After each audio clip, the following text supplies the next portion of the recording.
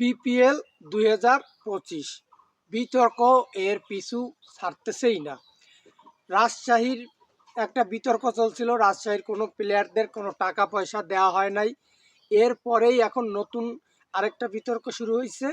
চিটাগাং কিংসের মালিকের হোটেল রুমের সামনে হোটেল কর্তৃপক্ষ পাহারা বসাইছে যাতে তিনি টাকা না দিয়ে পালিয়ে যেতে না পারে।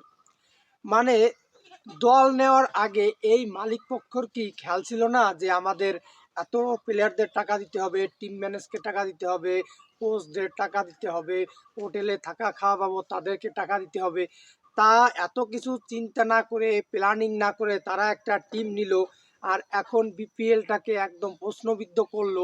এর কারণ কি এবং এর পিছনের মূল উদ্দেশ্য কি? বিপিএল কেন এত বিতর্ক? বিপিএলে কেন এত আলোচনা সমালোচনা হচ্ছে? আর মালিক পক্ষ কেনই বা এত হিংস্র? টাকা না দিয়ে প্লেয়ারদেরকে খেলাইয়া তাদের জীবন ধ্বংস করতেছে। বিস্তারিত আলোচনা হবে, ভিডিওটা শেষ পর্যন্ত দেখবেন। চ্যানেলে নতুন হয়ে থাকলে সাবস্ক্রাইব করবেন এবং সবাইকে নমস্কার। বিপিএল শুরু হওয়ার প্রথমে 2 সপ্তাহ পরেই শুরু হয়ে গেল দুর্বার রাজশাহীর কোনো প্লেয়ার টাকা পায় নাই। তাদেরকে চেক দেওয়া হয়েছে, সেই চেক তারা যখন ব্যাংকে দিছে তাদের চেক ব্যাংক থেকে বাউন্স করে দিছে, কারণ ওই অ্যাকাউন্টে কোনো টাকা নাই।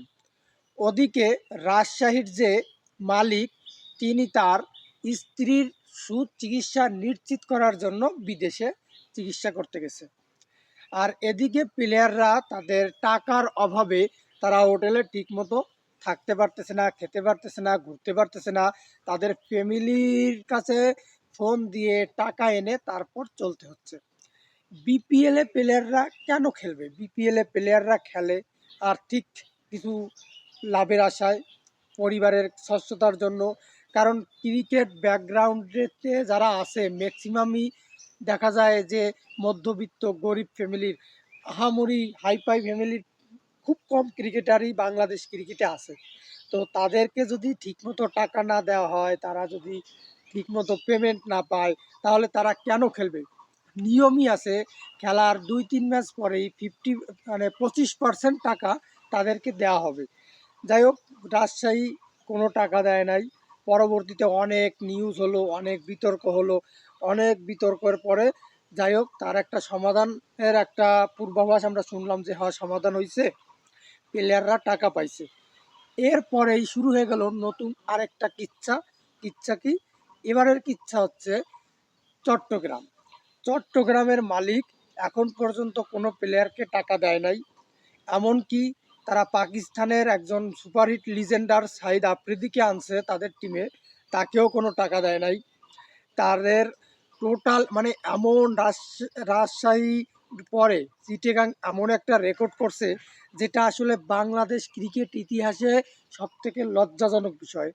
যে যে হোটেলে টিম রয়েছে সেই হোটেল কর্তৃপক্ষ তাদের ফ্লোরে টোটাল রুমে রুমে নজরদারি করছে যাতে কেউ পলায় যাইতে না পারে। এর থেকে কষ্টের, এর থেকে দুঃখের কিছু হতে পারে না।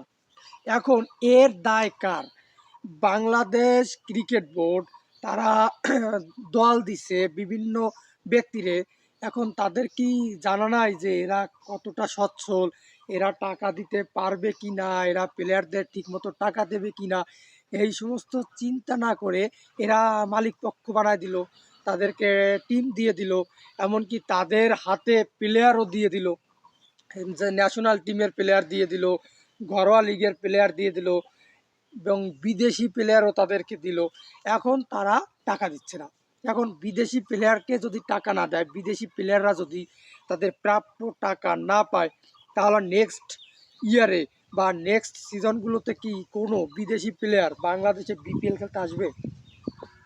কোনো দেশি প্লেয়ার কি চাইবে যে চট্টগ্রামের হয়ে খেলতে, রাজশাহীর হয়ে খেলতে? কেউ চাবে না। তাহলে দেখা যাচ্ছে এই মালিক পক্ষ বাংলাদেশ এর যে ক্রিকেটকে এটাকে দুর্নামি শুধু করতেছে না, সাথে সাথে পুরো বিপিএলটাকেই ধ্বংস করে দিচ্ছে। ফিউচারে বাংলাদেশে যে বিপিএল হবে এর কোনো লক্ষণ আমি আর দেখতে পাচ্ছি না।